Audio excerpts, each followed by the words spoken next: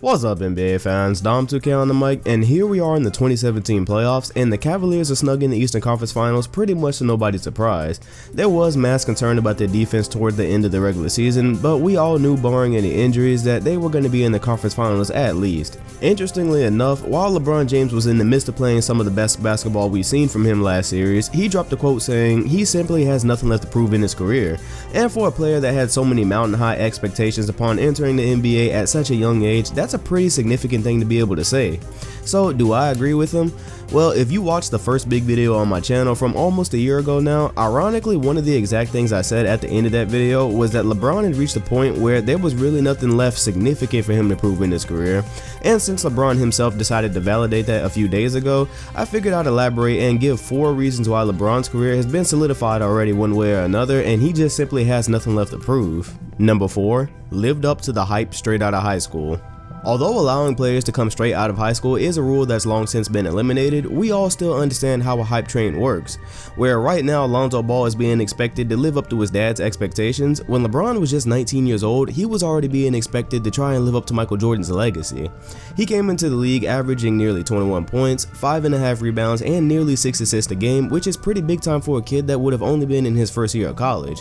Just 2 seasons after being drafted at that young age, he'd up those averages to 31 points, 7 rebounds, and 6.6 assists a game. Not only is that a stat line better than most NBA players have ever hoped to average, but he'd managed to bring the Cavaliers to the playoffs for the first time in the 2000s, and he took them to within 1 game of the Eastern Conference Finals. The more amazing part of that being that he was able to take the reigning Eastern Conference champion Detroit Pistons to a Game 7 with a roster that was less than satisfactory. Oh, and you really can't bring this up without mentioning that this is where LeBron's playoff greatness truly started. In just his first postseason at the age of 21, when he'd just become legal to buy alcohol, his playoff averages were 30.8 points, 8.1 rebounds, and 5.8 assists per game on 50% field goal percentage. That means it took him no time getting accustomed to the big moment, which is something we're going to touch on later. And by just his 4th season in the league, meaning it was his 2nd postseason, he'd managed to lead the Cavaliers to the NBA Finals. Now, I know critics of LeBron don't give credit for getting to the finals and losing, but this was an amazing feat no matter how you look at it. I'm gonna save his legendary performance against Detroit for later, but you absolutely have to account for the fact that at that age, he would have been a senior in college, yet he was leading a team to the finals that didn't realistically have the talent to go much further than a 2nd round. So although the year 2007 was where LeBron would take his first finals loss, when you look at the body of work that he put up in his first 4 seasons after high school, it's more than safe to say he lived up to this hype right away. And when coming into the league with that many expectations, living up to them is one of the biggest ways to prove yourself, especially when those expectations can get a bit unrealistic. Number 3, his time in the NBA Finals. In a few weeks, we're more than likely going to be talking about LeBron's 7 straight finals appearance, making 8 appearances overall. Yeah, there's reasons people don't appreciate it the same way, there's questions about the conference he plays in, but that's an amazing stat regardless of how you look at it. On top of that, LeBron has been the key piece to each of his championship teams despite the great teammates he's played with. Not just a key piece in the sense of he's important, we're talking a key piece like these teams don't get close to a championship without him, and to me that's the flip side of always mentioning his great teammates. One of the biggest knocks on LeBron's ownership of the Eastern Conference this decade is that he's had to build these mega teams with big threes and a bunch of supporting pieces, and he takes a lot of heat for that even to this day. But what about the fact that basically all of these teams wouldn't have made any NBA Finals appearances without him? It's kind of been proven at this point. In 2015, we saw LeBron take the Cavs to the finals despite the fact that Kevin Love went out in the first round and Kyrie Irving was in and out dealing with knee issues. Even with that team was still able to make the finals relatively easy, and it really goes without saying they get nowhere near that without James.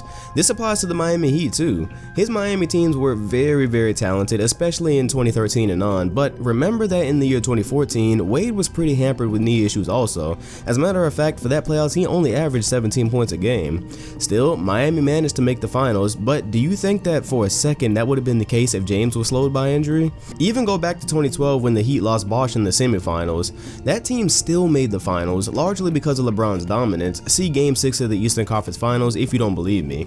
Now, my point here isn't to discredit his teammates because I absolutely hate when people act like LeBron has just been carrying a bunch of bums all decade. However, I'm giving you a new way to look at his amazing teammates that he's had. Yes, he's played with a ton of talent, but more importantly, he's led that talent to the promised land multiple times, and he's proven he can be the most valuable piece regardless of who he's playing with. And at the end of the day, we've seen him compete with average rosters, and we've seen him win with stacked ones.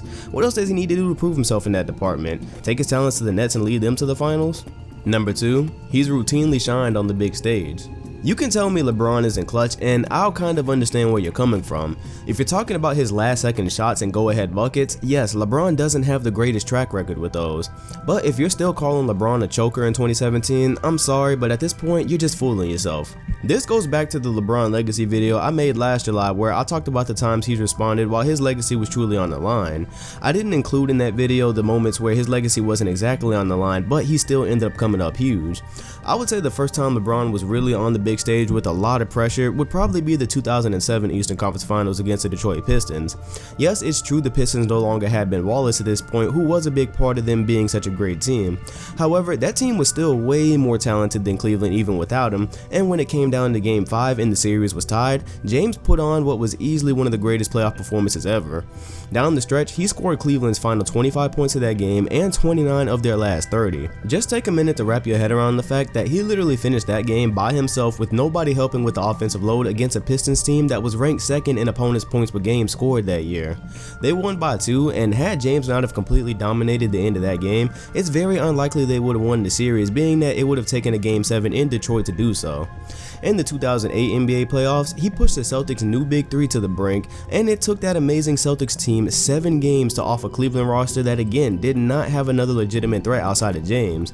Not only did he get it to his 7th game, but in that Game 7, with the chance to pull off probably the biggest upset in history and make the Eastern Conference Finals, LeBron matched Pierce shot for shot, scored 45 points, 6 assists, 5 rebounds on 48% field goal shooting.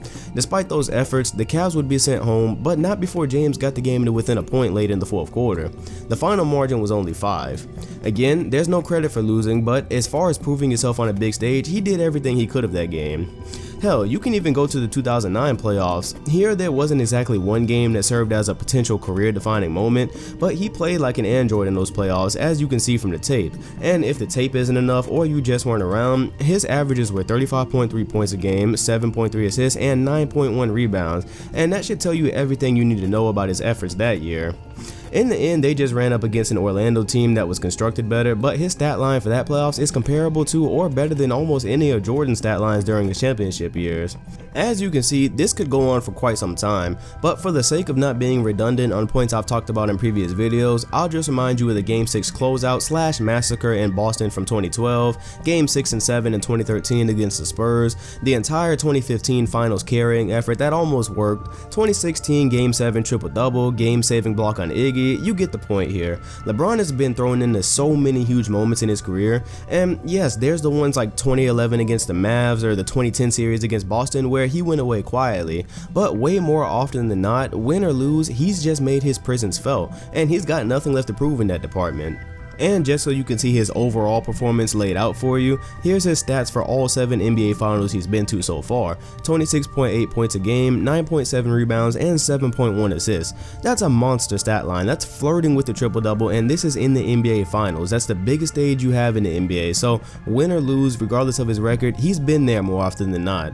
Number 1. Nothing left to strive for except Michael Jordan's ghost. Now, let's speak logically about NBA history. First of all, out of all the thousands of players to play this game, there's only a few that deserve to be mentioned in the same breath as Michael Jordan, and as a matter of fact, that list is so small, it can probably be counted on one hand.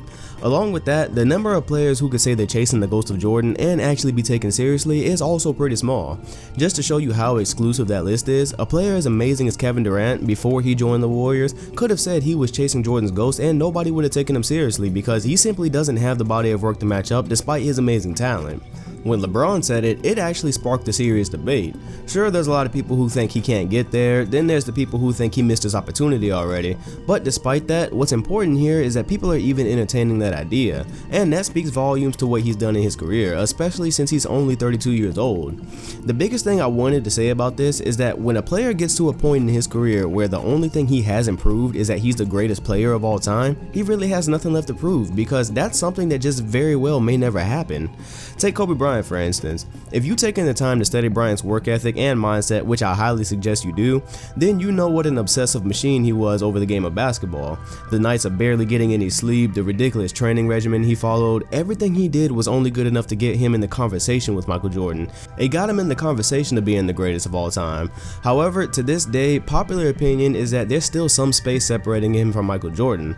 But wait, when Kobe retired, did he have anything left to prove to anybody just because he hadn't eclipsed Jordan? Absolutely not. He won an MVP, 5 championships, finals MVPs, and even when his team was too bad to win anything, he was widely regarded as the best in the game. With his highly decorated career and all these accolades, by the time he retired, the only thing he hadn't done in the game of basketball was eclipse Michael Jordan. And I feel that same way about LeBron right now because he's done everything people said he couldn't do. For me, the icing on the cake was the 3-1 comeback against the 73-9 Warriors last season. It's well understood there were circumstances surrounding that comeback, but his performance to do so still had to be legendary. And the fact that he did this to bring a title home to Cleveland after leaving on his promise in 2010, I think that was the moment where you kind of had to agree that there's just simply nothing left for him to do other than to try to catch Michael Jordan's ghost. So is that actually possible? Some people say it's not. Some say that because of the effect Michael had on sports culture that there's nobody with the chance to ever surpass him, and maybe they're right. But I will say this, right now the Cavs and the Warriors are on an obvious collision course for the NBA Finals, and the Warriors talent wise are looking like one of the most dominant teams ever assembled. On top of everything LeBron has done in his career up to this point, if he somehow manages to lead this team to a victory over this Warriors roster that many people called unbeatable as soon as it was put together, not only is that going to give him his 4th ring, but that'll give him a repeat over this dominant Warriors team, and he'll still have at least 6 seasons left to tie or pass Jordan in rings. Would this year alone be enough to give him the GOAT title over Jordan? Probably not. Will he actually tie past Michael in rings? That's a tall task. But back to my main point, this is the only thing in his career he hasn't done to this point. And when your last unchecked box in your career is to be the greatest player of all time, you don't have anything left to prove to anyone. And that's what I have for you guys today. Those are 4 reasons why I believe LeBron James truly has nothing left to prove in his career. I'm pretty sure this video will be kind of controversial because I've seen all kinds of things in my comment section, from saying that LeBron James isn't top 10 yet, and I know there's going to be people who say he hasn't even eclipsed players like Hakeem Olajuwon and Kareem. Those are just different opinions I've read, and I fully expect to see those in the comment section. Whatever your opinion is, I want to see it down there. Make sure you hit like, comment, and subscribe if you enjoyed. Hit the bell next to my name if you want notifications on my videos. I'm Dom2K, and I'll see you guys on the next one. Thanks for watching.